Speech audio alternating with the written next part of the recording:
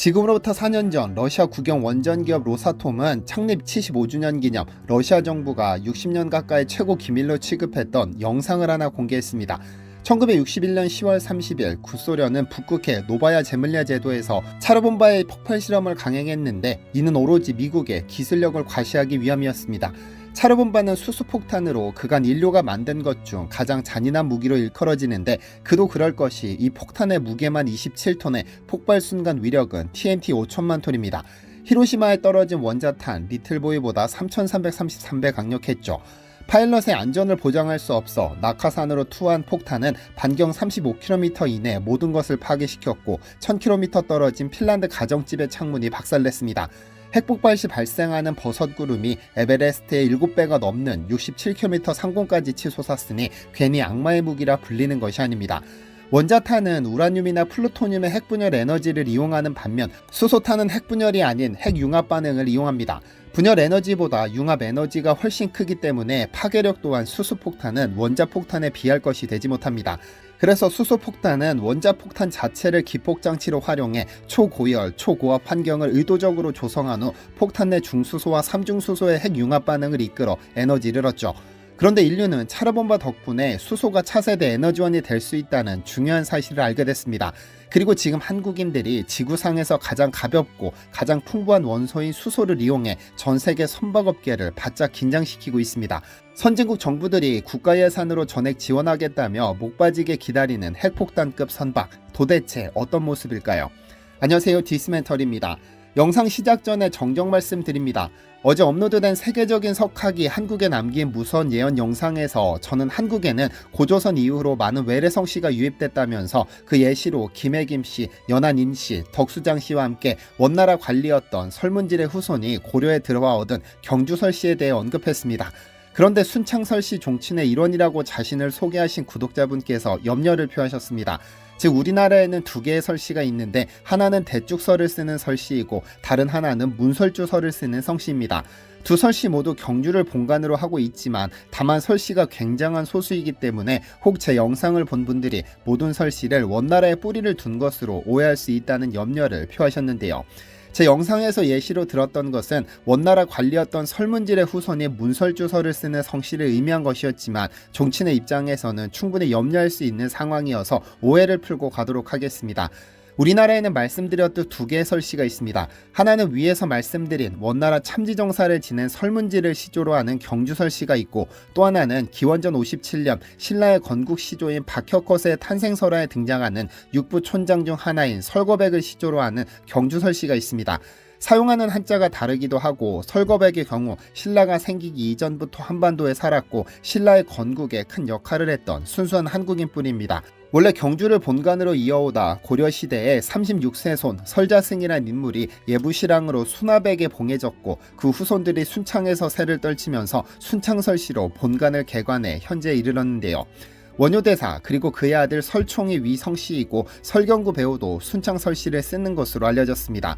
제가 제작한 영상으로 생긴 순창설씨에 대한 오해가 풀리셨으면 좋겠습니다. 공기보다 14배 가벼울 뿐 아니라 모든 원소 중 가장 단순해 주기율표의 1번 자리를 차지한 수소는 차르본바를 통해 차세대 에너지원으로 주목받기 시작했지만 원래 이보다 벌써 100년 앞선 1839년 수소 연료전지는 벌써 만들어졌습니다. 1839년 영국 왕립연구원이었던 윌리엄 로버트 그로브는 물에 전기를 가하면 수소 2개와 산소 1개로 분리된다는 사실을 알았습니다. 물이란 수소 2개와 산소 1개가 합쳐져서 만들어졌으니까요. 그래서 그는 생각했습니다. 반대로 수소와 산소를 합치면 전기가 발생되지 않을까라고 말이죠.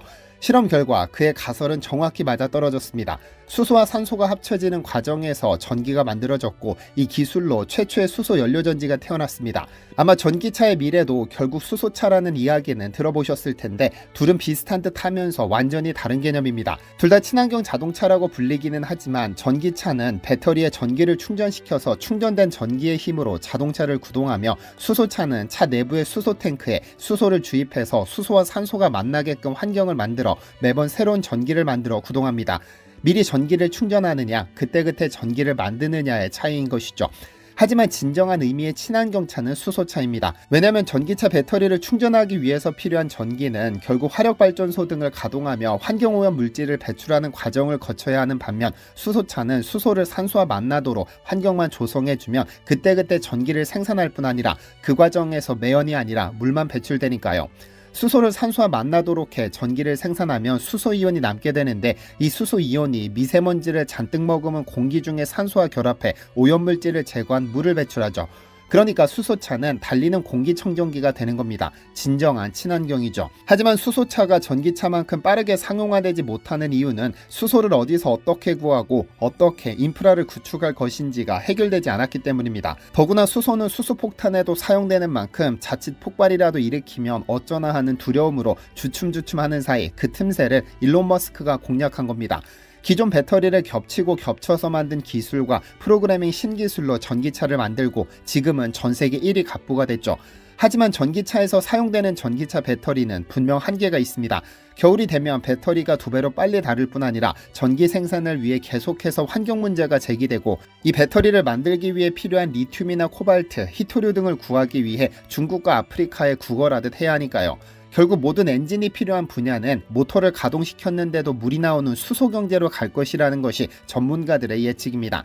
그런데 이 수소 시대를 앞당기기 위해 앞장선 한국인 청년 4명이 있습니다. 이 세상에서 가장 똑똑한 인재들이 간다는 미 MIT 공대 출신 한국인 4명은 지금 그간 아무도 시도하지 않은 방법으로 선박 엔진을 만들고 있습니다.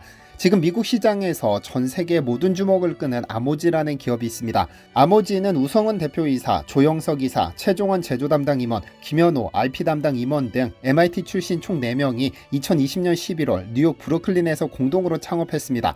그런데 이들이 전 세계 선박업계뿐 아니라 산업계의 주목을 한몸에 받는 이유는 이들이 개발 중인 전지가 암모니아를 연료로 쓰는 연료전지이기 때문입니다. 즉 보통 수소연료전지는 운반이 까다롭고 운송비용이 비싼 수소를 사용하지만, 암모니아 연료전지는 암모니아를 수소와 질소로 분리해 수소는 연료전지의 연료로 쓰고 질소는 바깥으로 배출하는 시스템이죠. 그런데 재미있는 건 암모니아는 비료의 전구체, 즉 육상 생물에게 필요한 영양소를 제공하죠. 이들은 비료로 사용되는 암모니아의 주성분이 수소인 점에 착안, 비료에서 암모니아를 떼내는 연구를 시작했죠. 막막함 속에서 헤맬 때 그들은 조영석 박사의 크래킹 기술이 수소 공급의 답답함을 해결해줄 열쇠라고 확신했습니다. 이 연구로 조영석 박사는 미국 MIT 테크놀로지 리뷰가 선정한 35살 미만 혁신가 35인에 선정되기도 했죠. 크래킹이란 쉽게 말하면 물질을 끓여 촉매를 넣으면 구성 성분이 쪼개지거나 다른 물질 2개 이상이 나오는 연금술입니다. 원유를 끓여 휘발유를 뽑는 것이 대표적인 크래킹이죠. 암모니아에서 질산만 떼어내면 수소를 얻을 수 있는데, 문제는 이러한 설비는 기본 건물 10층 높이의 크기로 거대할 뿐 아니라 환경 피해를 야기하는 질소 산화물을 배출하게 됩니다. 그래서 이 2개 과제를 해결하면 되는데 이들은 이 문제를 해결해냈습니다. 회사 이름인 아모지는 암모니아와 에너지의 합성어입니다. 루테늄이라는 은백색의 전이금속으로 만든 촉매를 개발해 10층 건물 높이 크기의 설비를 100분의 1 크기, 즉 자동차에 장착할 수 있는 크기로 줄였고, 이 설비를 통과하면 암모니아는 수소와 질소로 바뀌고 수소는 연료전지의 원료로, 질소는 대기 중으로 방출됩니다.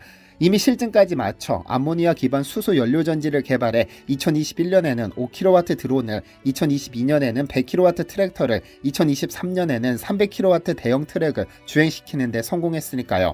아직 기술이 완성되기도 전에 이 청사진을 전 세계 400군데 벤처 캐피탈에 이메일을 돌렸고, 이들 중 영국 AP 벤처스가 약 35억 원을 투자하기로 했습니다. 2021년에는 미국 뉴욕시가 이들에게 브루클린의 옛 조선소 땅을 내줬습니다.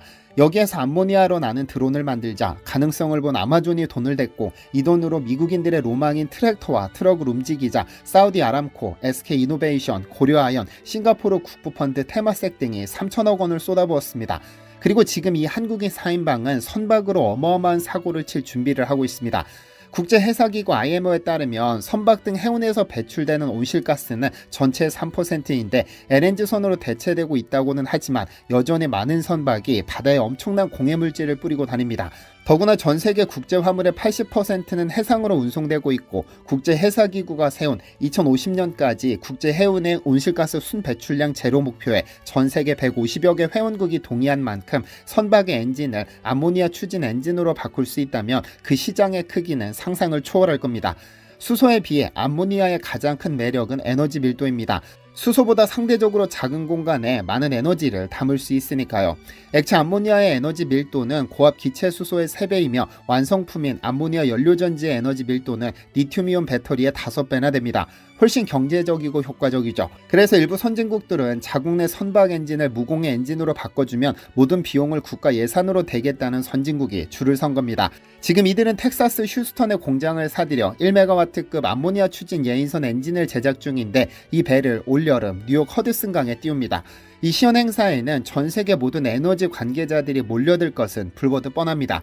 아직 기술이 완성되지 않았음에도 노르웨이 선사는 예인선 여러 척을 발주한 상황. 아모지는 만약 예인선이 성공하면 휴스턴 공장에서 같은 크기의 엔진을 1년에 500대씩 만들어 선박의 탈탄소화에 앞장설 예정이고 중장기적으로 한국에 제2공장을 세울 계획도 염두에 두고 있습니다. 그렇게 데카콘 기업으로 도약하게 될 겁니다. 자랑스러운 한국인들이 세운 아모지가 데카콘 기업을 넘어 세계 1위 기업이 되어 선박의 탈탄소 시대를 앞당겨 주기를 기대하면서 저 역시 올여름 뉴욕 허드슨강에서 시연될 역사적인 현장에 시선을 고정하고 있겠습니다. 시청해주셔서 감사합니다. 디시멘터리에서는 여러분의 제보를 기다립니다. 제 채널에서 다뤘으면 좋겠는 뉴스 또는 널리 알려졌으면 하는 영상은 디시멘터리 네이버.com으로 보내주시면 소중히 제작하겠습니다. 시청해주셔서 감사합니다.